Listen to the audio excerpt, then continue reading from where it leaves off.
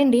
ఈరోజు వీడియోలో puff hands puff అక్కడ ఇస్తాను చూసారా, ఫ్రిల్స్ అనేవి లోపలికి వెళ్ళిపోయి పైకి ఏం కనిపించట్లేదు అక్క, ఎలాగ కుట్టాలో ఏదైనా టిప్ చెప్పమని అడిగారండి. ఖచ్చితంగా టిప్ ఉందండి. ఇలా ఫ్రిల్స్ అనేవి బయటికి అంత అందంగా కనిపించాలంటే కుట్టేటప్పుడు మీరు ఒక టిప్పు ఫాలో అవ్వాలన్నమాట. ఆ టిప్పు ఫాలో అయితే మీకు ఇంతే బాగా వస్తుంది ఫ్రిల్స్ అనేవి. సో ఇప్పుడు హ్యాండ్ కటింగు, స్టిచ్చింగ్ టిప్స్తో సహా చెప్తాను. స్కిప్ చేయకండి, వీడియోని స్కిప్ చేయకుండా లాస్ట్ వరకు చూస్తే మీకు ఇంతే బాగా వస్తుంది. ఫస్ట్ వచ్చేసి మీరు ఇలా పఫ్ హ్యాండ్స్ పెట్టుకోవాలంటే ఖచ్చితంగా 1 మీటర్ ఉండాలండి. అంతకంటే తక్కువ ఉంటే మనకు అతుకులు పడిపోయి బాగోదనమాట. ఇలా 4 ఫోల్డింగ్ చేసుకోండి. 4 ఫోల్డింగ్ చేసుకున్న తర్వాత ఇప్పుడు ఎల్ స్కేల్ తీసుకుని స్ట్రేట్గా ఒక లైన్ వేసేసేయండి. ఇక్కడ ఏమైనా ఎడ్జెస్ అనేది ఉంటే ఒక 1/2 ఇంచ్ అనేది ఎక్స్ట్రా తీసుకోండి. ఎందుకంటే మనకి బార్డర్ వచ్చేసింది, తిప్పేసుకుంటే సరిపోతుంది. ఇంకా అంతకుమించి ఏం చేయాల్సిన అవసరం లేదు. వదిలేసుకుని ఇప్పుడు హ్యాండ్ హైట్ మనం తీసుకున్న ఆది బ్లౌజ్ ప్రకారమే తీసేసుకుంటున్నాను. ఇక్కడ చూడండి, ఈ బార్డర్ ఎంత వచ్చిందో అంత తీసుకున్నా పర్లేదని చెప్పారనమాట. అందుకని అంత తీసేసుకుని ఒక మార్కింగ్ అయితే వేస్తున్నాను. అంటే మనకు పెద్ద బార్డర్ వచ్చింది కదా, అంత హైట్ అయితే సరిపోతుందని చెప్పారు. ఇలా తీసుకున్న తర్వాత పఫ్ కోసం మనం 2.5 ఇంచులు 2 ఇంచులు అలాగా మన క్లాత్ని బట్టి, మన చేతిలో ఉన్న క్లాత్ని బట్టి తీసుకోవాలన్నమాట. ఇప్పుడు పఫ్ కోసం నేనైతే ఒక 2.5 ఇంచులు పొడుగు తీసుకుంటున్నానండి. ఓకేనా, 2.5 ఇంచులు పొడుగు తీసుకుంటున్నాను. ఇది పఫ్ కోసం అనమాట, పైకి రావాలి కదా ఫ్రిల్స్ కింద.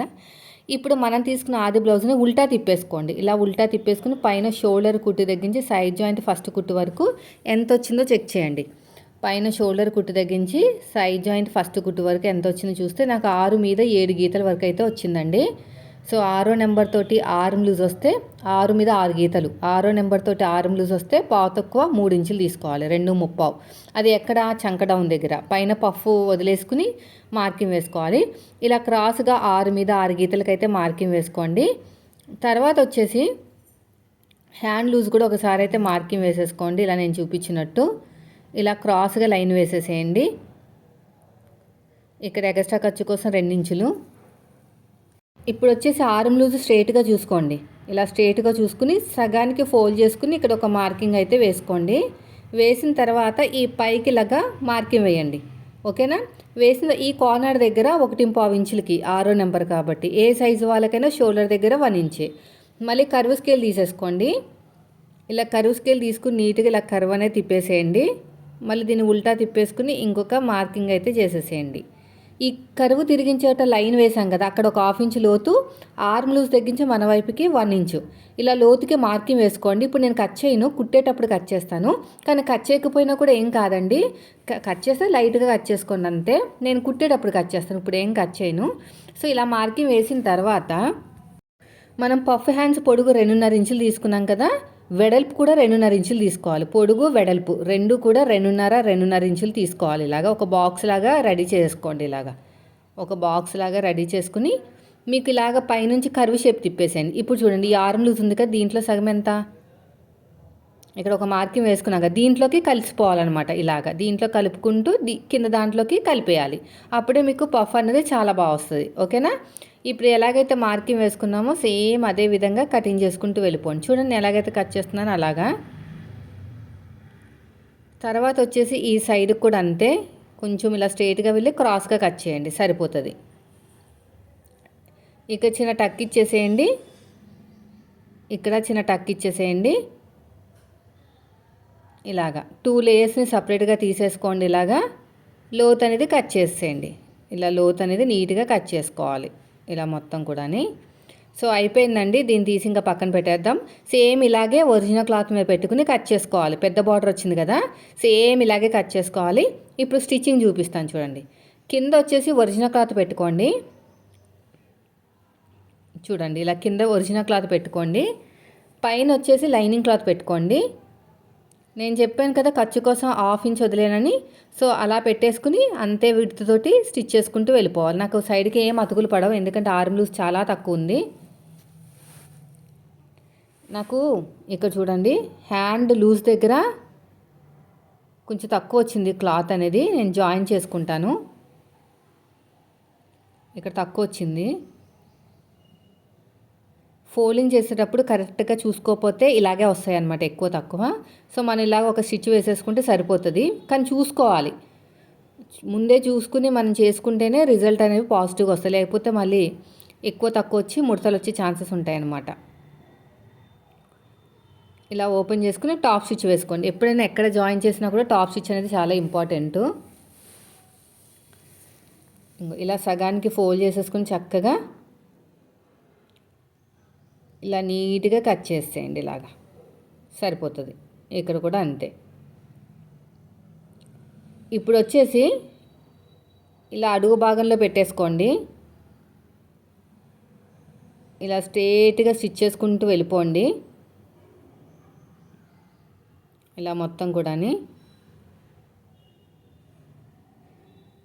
మళ్ళీ ఇలా ఓపెన్ చేసేసుకుని ఒక టాప్ స్టిచ్ అయితే వేసేసేయండి.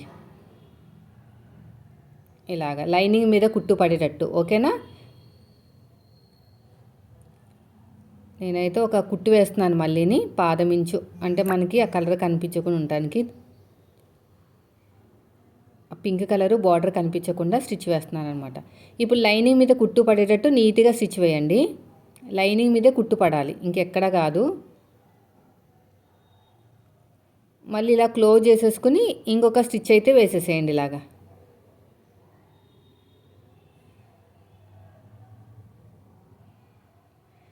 ఇలా ఇంకో కుట్టు అనేది వేసేసుకోవాలి. ఇప్పుడు ఒరిజినల్ క్లాత్ని, లైనింగ్ క్లాత్ని చేతితోటి నీట్గా సర్దుకుంటూ జాయిన్ చేసుకోండి. ఇలా నీట్గా సర్దుకుంటూ చేతితోటి చక్కగా జాయిన్ చేసేసుకోవాలి.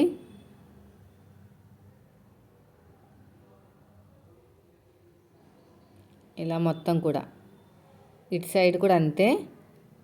ఎగస్ట్రా ఉన్న క్లాత్ని కట్ చేసేయండి. ఇలా ఎగస్ట్రా ఉన్న క్లాత్ని మొత్తం కూడా నీట్గా కట్ చేసుకోవాలి. ఇటు సైడ్ కూడా అంతే. ఇలా నీట్గా కట్ చేసుకుంటూ వెళ్ళిపోండి. రెండో హ్యాండ్ కూడా అంతే. రెండో హ్యాండ్ షార్ట్ వీడియోలో షేర్ చేస్తాను మీకు. ఎవరైనా మిస్ అయితే లాంగ్ వీడియో అక్కడ కవర్ అయిపోతుంది. ఇలా నీట్గా ఇలా కట్ చేసేయండి. మిడిల్ ఒక చిన్న టక్ పెట్టుకోండి. ఇక్కడ కూడా నీట్గా ఒక కటింగ్ చేసేసేయండి, ఇక్కడ టక్స్ లాగా.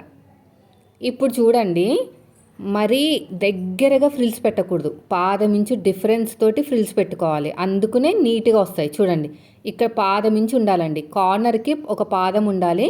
ఇలా కుట్టాలన్నమాట. చాలామంది ఏం చేస్తారంటే బాగా కార్నర్కి కుట్టేస్తారు.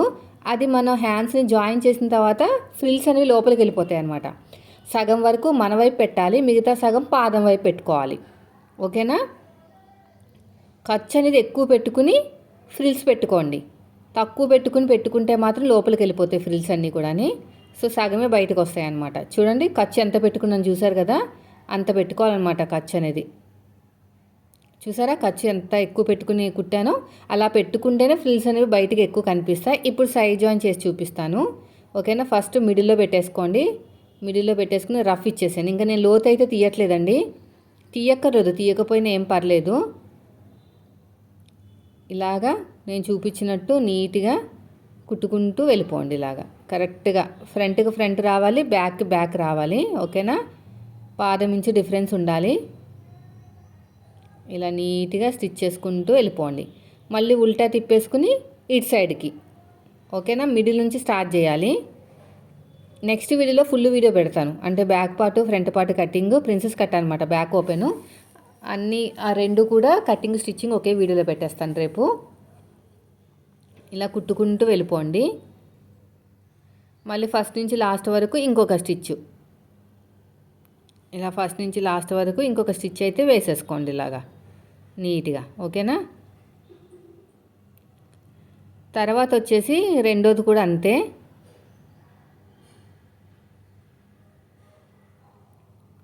రెండోది కూడా కరెక్ట్గా మిడిల్లో పెట్టేసుకోండి. ఇలా మిడిల్లో ఇలా కరెక్ట్గా పెట్టేసుకుని ఇలా కుట్టేసుకోండి. ఇలా కుట్టుకుని నీట్గా స్టిచ్ చేసుకుంటూ వెళ్ళిపోవాలి. ఇలాగా మళ్ళీ ఉల్టా తిప్పేసుకోండి. ఉల్టా తిప్పేసుకుని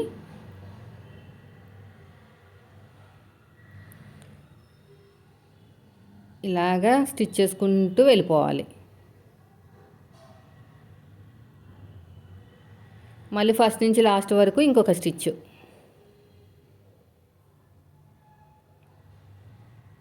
ఇలా ఫస్ట్ నుంచి లాస్ట్ వరకు ఇంకొక స్టిచ్ వేసుకుంటూ వెళ్ళిపోండి. ఇప్పుడు హ్యాండ్ లూజు, ఆర్మ్ లూజు, నడుము లూజు ఈ మూడింటిని కలిపేయండి. బ్యాక్ పార్ట్ నుంచి మాత్రమే కలుపుకోవాలి, ఫ్రంట్ పార్ట్ నుంచి కలుపుకోకూడదు. ఇలా పెట్టేసుకుని ఫస్ట్ వచ్చేసి హ్యాండ్ లూజు, తర్వాత వచ్చేసి ఆర్మ్ లూజు, ఆ తర్వాత వచ్చేసి నడుము లూజు. మీరు కటింగ్లో మార్కింగ్ వేసుకున్నా కూడా మళ్ళీ స్టిచ్చింగ్లో కూడా మార్కింగ్ వేసుకోవాలి. ఇలా కరెక్ట్గా పెట్టేసుకోండి. ఇలాగా ఇక్కడ ఒక మార్కింగ్ వేసేసేయండి. ఇలాగా తర్వాత వచ్చేసి ఆర్మ్ లూజు,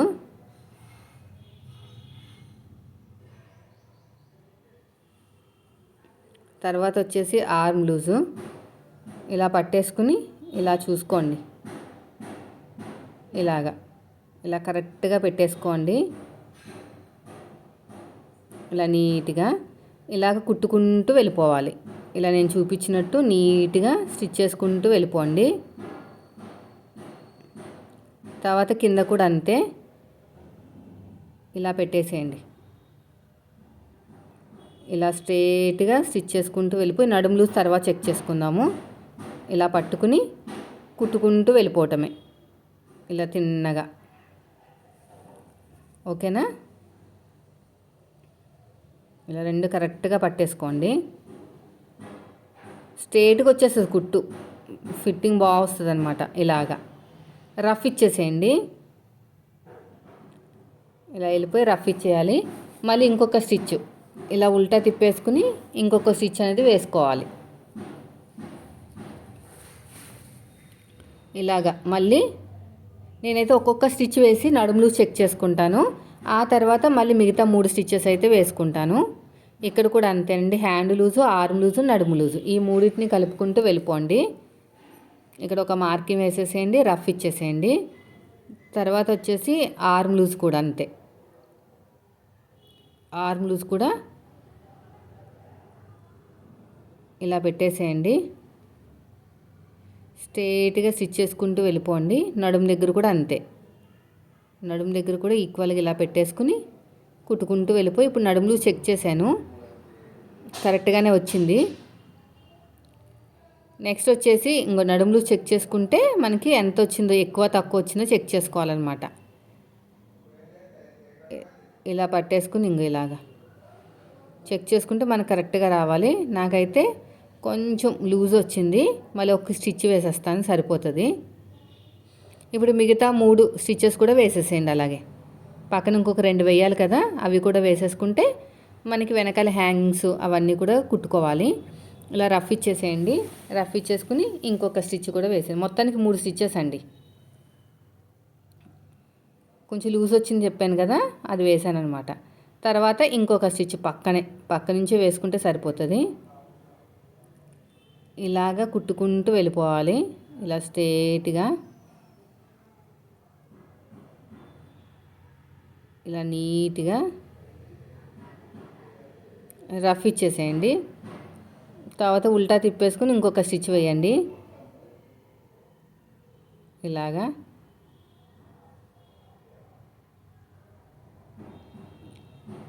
ఇలాగ రఫ్ ఇచ్చేసేయండి. తర్వాత కార్నర్కి, ఈ లాస్ట్ కార్నర్కి ఒక కుట్టు వేసేసేయండి. ఇలా ఎడ్జ్కి ఒక కుట్టు వేసేసుకుంటే సరిపోతుంది. ఇలా నేను చూపించినట్టు ఇలా నీట్గా కుట్టుకుంటూ వెళ్ళిపోవాలి. ఎగస్ట్రా ఉన్న క్లాత్ని కట్ చేసేయండి. ఇక్కడ ఎగస్ట్రా ఉన్న క్లాత్ని కూడా నీట్గా కట్ చేసుకుంటూ వెళ్ళిపోవాలి. తర్వాత వచ్చేసి రెండో హ్యాండ్ కూడా అంతేనండి. రెండో హ్యాండ్ కూడా హ్యాండ్ లూజు, ఆర్మ్ లూజు, నడుము లూజు ఈ మూడింటిని కలుపుకుంటూ వెళ్ళిపోండి. ఇలాగా తర్వాత మళ్ళీ ఉల్టా తిప్పేసుకుని ఇంకొక స్టిచ్ ఇలాగా కార్నర్కి ఒక కుట్టు, ఇలా కార్నర్కి ఇక్కడ కార్నర్కి ఒక కుట్టు వేసేసేయండి. లాస్ట్ కార్నర్కి ఇలాగా, అంటే కింద ఉన్న లేయరు పైన ఉన్న లేయరు రెండు కలిసిన చోట నీట్గా కుట్టుకుంటూ వెళ్ళిపోవాలి. ఎగస్ట్రా ఉన్న క్లాత్ని మొత్తం కూడా కట్ చేసేయండి. అంతేనండి, చూసారు కదా ఎంత సింపుల్గా అయిపోయిందో. మీరు పఫ్ దగ్గర మాత్రం ఖర్చు కొంచెం ఉంచుకుని మాత్రమే కుట్టాలి, అప్పుడే ఫ్రిల్స్ అనేవి బాగా కనిపిస్తాయి. వీడియో నచ్చితే లైక్ చేయండి. Thank you for watching.